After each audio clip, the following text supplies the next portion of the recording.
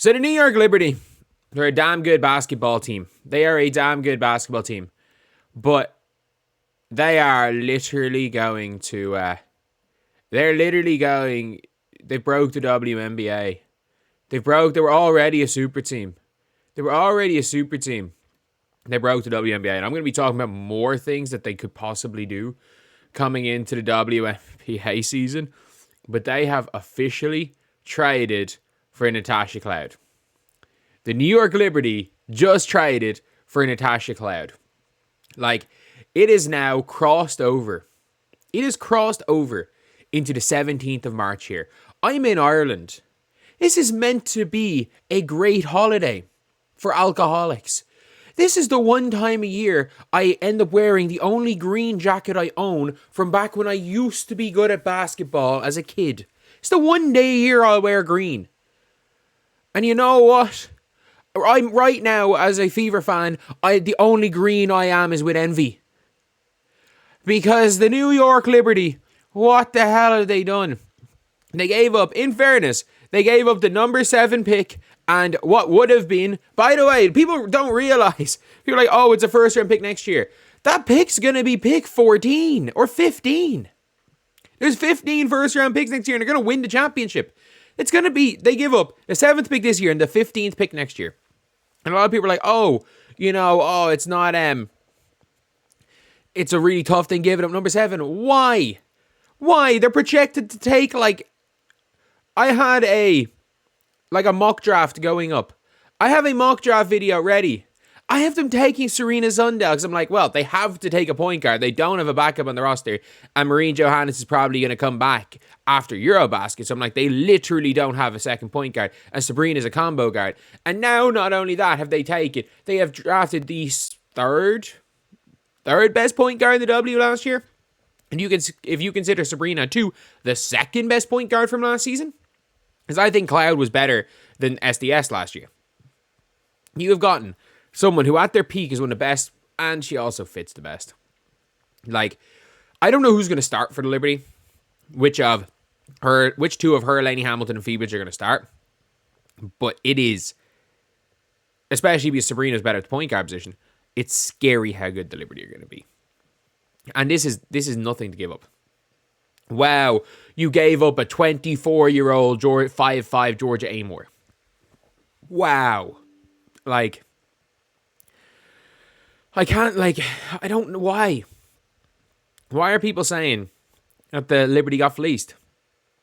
She made the all-defensive team last year. She's made all-defensive teams multiple times. She was the assist leader in 2022. She was a champion in 2019 on those Washington Mystics teams. And for Natasha Cloud, we could not be more excited to welcome Natasha Cloud to the Liberty family. Tash is someone we've identified years ago as a prime fit for our team and embodies everything we look for in a player. She always has left a lasting impression to the Barclays Center crowd, and we look forward to seeing the best fans of WNBA embrace her on a nightly basis. Tash will undoubtedly strengthen our roster on both sides of the ball as we pursue another title in 2025. This is an unbelievable signing. They gave up a 7th pick, the 7th pick in this year's draft. And this year's draft, by the way, I'm not joking when I say this. Picks number 2, 3. Am I right in saying picks number 2, 3, 7, 8's been traded about 4 times. 9's been traded. 10 hasn't been traded. 11 and 12 haven't been traded. Half of the first round. How many trades have been involved? Literally, how many picks have been traded? The 12th pick was traded. What am I talking about? The 12th pick was traded. So, did the Mercury? The 8th pick, the Sun have it. The Sun got their pick back. The Sky have the 10th pick. Yeah, the Mercury had it. So, the 12th pick, picks 2, 3. So, 4, 5, and 6 have not been traded. Picks 2 and 3 both have been traded. Pick 7 has now been traded. Pick 8 has been traded twice. Pick 9 has been traded. Pick 10 hasn't been traded. Pick 11 hasn't been traded. And pick 12 has been traded. More than half. There's been 7 trades involving first round picks. I'm sorry. Like, if this draft was this unbelievable draft, not every team would be looking to trade those first round picks.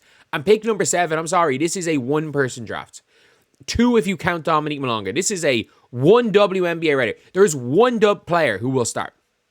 And I mean that. There's literally 1 player in this draft who will start, and it's Paige Beckers.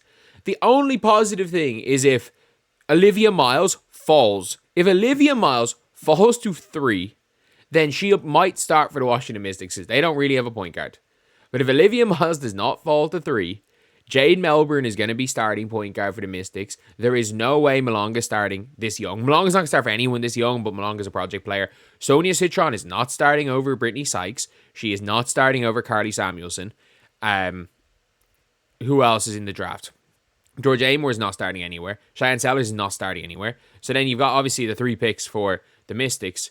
Kiki Fenn's not starting. Kiki Fenn might start for the Valkyries.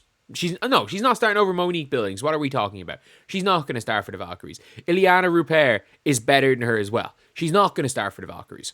Like, there is 1 guaranteed starter, and maybe Olivia Miles might start. And I would say, over the totality of the draft, there's going to be 1 player that surprises us and starts. This is not like last year, where Aaliyah Edwards ended up starting really early because Shakira Austin got injured. By the end of the year, the Dallas Wings sucked so bad that JC Sheldon was starting. Angel Reese started day 1.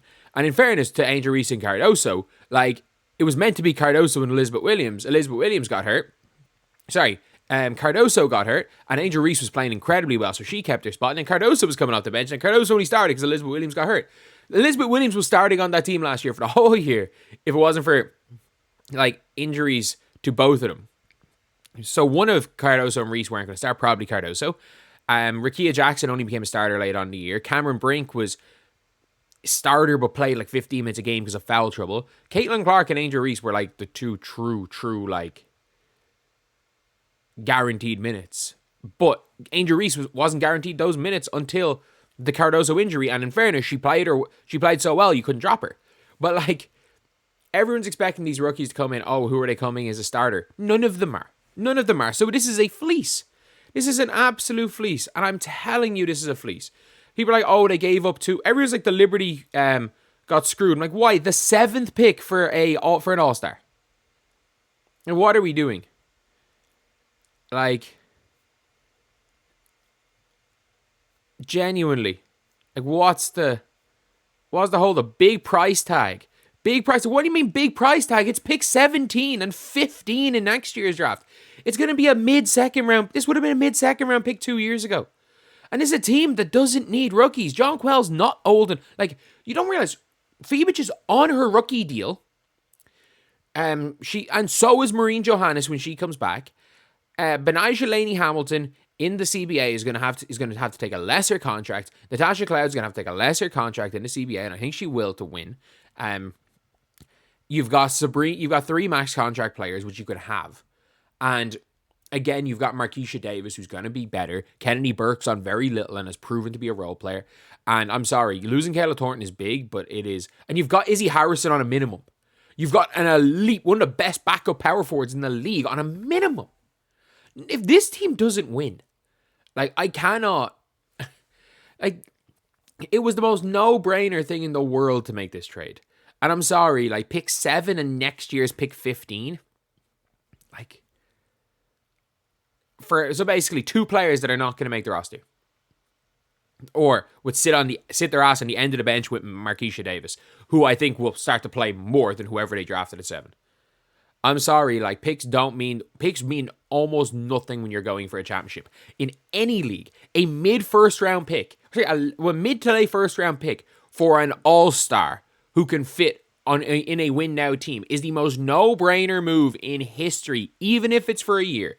Great trade, New York.